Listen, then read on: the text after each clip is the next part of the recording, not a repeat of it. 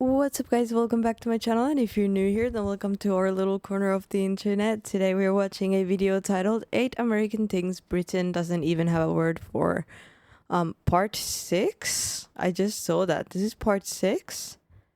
How many American things are there that Britain doesn't even have a word for?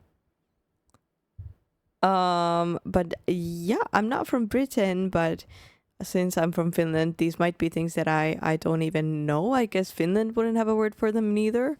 I mean, if Britain doesn't, then I'm sure Finland does not. So I'm expecting these to be like extremely American things that hopefully are new to me, but we'll see. We'll see. Let's see what this video is about. Now, you've got to be careful with this because in the US, just about everything you can think of can be defined as ranch. Ranch is an area of land, a style of housing, and a type of salad dressing.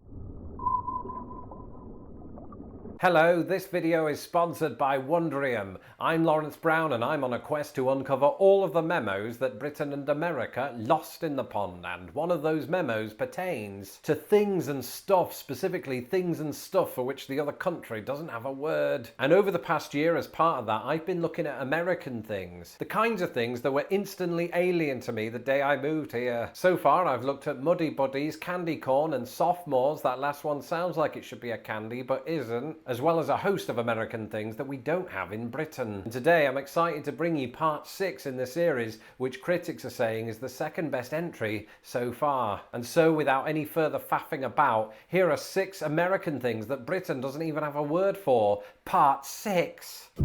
I'll tell you something, being on an American road for the first time is quite an experience. Because not only is everybody driving in the wrong direction, not only are American cars the size of trucks and trucks the size of towns, but they're all covered in stickers, you know, it's like being on a NASCAR track. Except most of the time these stickers are not corporate sponsors, but really I love bumper stickers.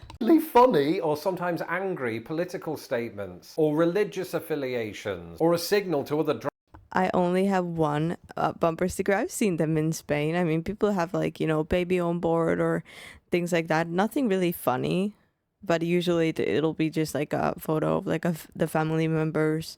Not a photo, but you know, like stick figures or like baby on board or something like that. I do have a bumper sticker and it says, please don't honk at me. I'm probably already crying. Very proud of it. I was going to put like, my driving scares me too, like a bumper sticker like that, but they sold out before I could get one.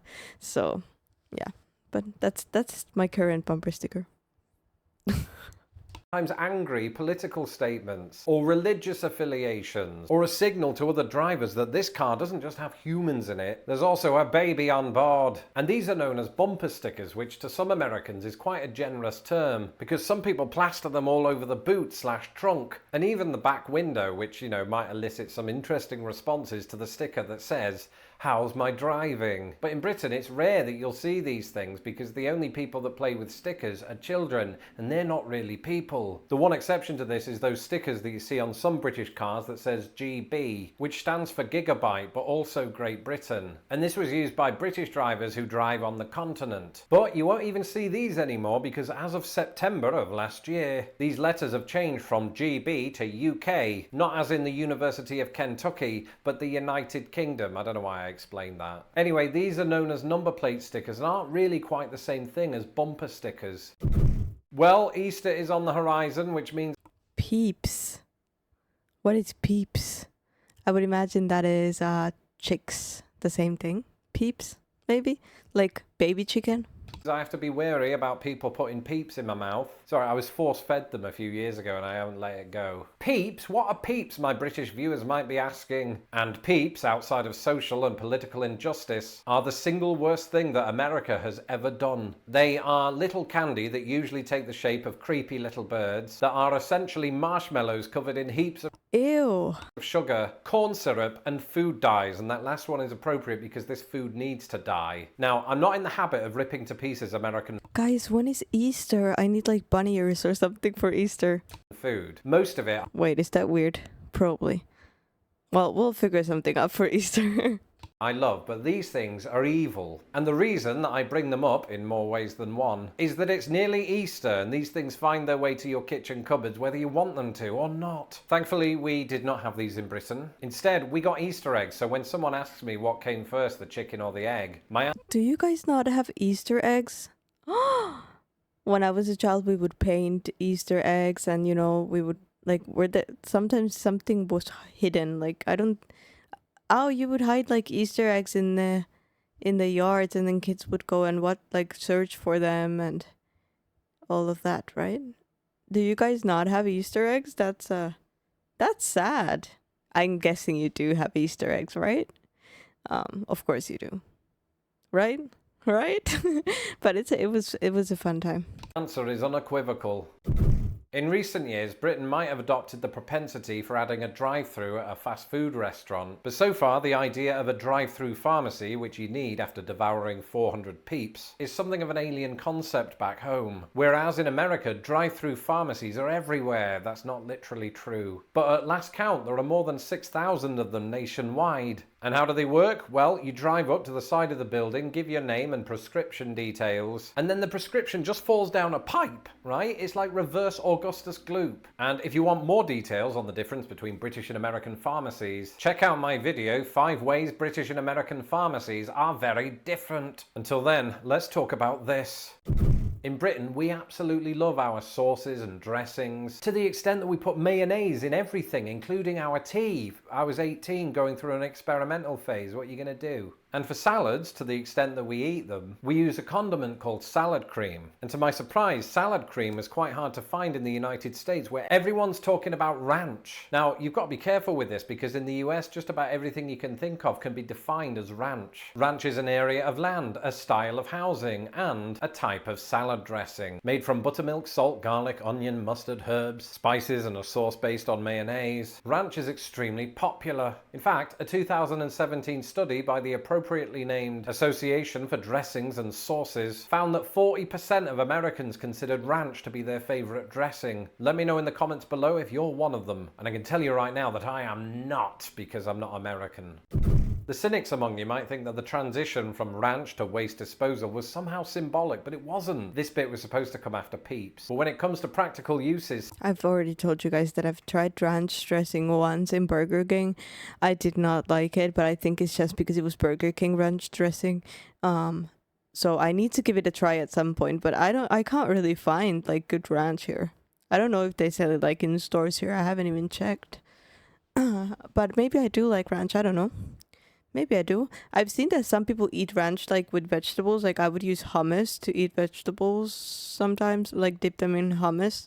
But some people dip them in ranch, right? Maybe I should try that. American.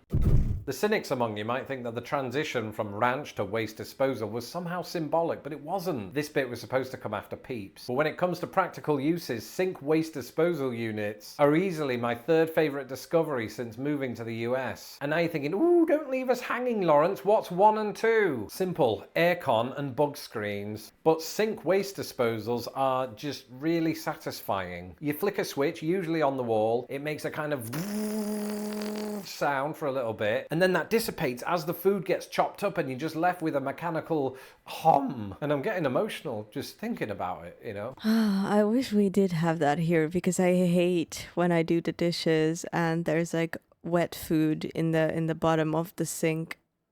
Oh, it's the worst thing. But one thing that's tricky about these things is that if you wake up at 6 in the morning and you haven't had coffee yet, and you go to flick what you think is the light switch, it certainly wakes you up and gives you palpitations and forces another trip to the drive-thru pharmacy. But then who gets up at 6 a.m, right? I don't even get out of bed for less than 5 slices of bacon. And that would be even more true if I had a Texas King, and that's not Tommy Lee Jones. That is yet another American mattress size that we don't have an equivalent of in Britain. We've looked to the California King, we've looked to the Alaska King. The Texas King is appropriately smaller than the Alaska King. But it's still huge, clocking in at a frankly ridiculous 80 inches by 98 inches. It's about 3 feet longer than your average park bench or Sissy Spacek. Anyway, while we're on the topic of the American lexicon of things, that brings us on to this. In past videos, I introduced you to the Great Courses Plus. Well, the team behind those great courses are hard at work creating even better, broader, bigger, and more brilliant educational experiences, giving you more reasons to love and pursue learning. Enter Wondrium, where you can find all of the tried and true Great Courses Plus content and more. For instance, have you ever wondered how English took on a life of its own in America? I'm thrilled to recommend Professor Natalie Schilling's English in America, a linguistic history. This course even taught me a lot. Like, did you know that Noah Webster, the father of American English, wanted to replace the U in soup with a second O? So like soup. No, okay, let's I never noticed when these are ads because they're so sneaky with them.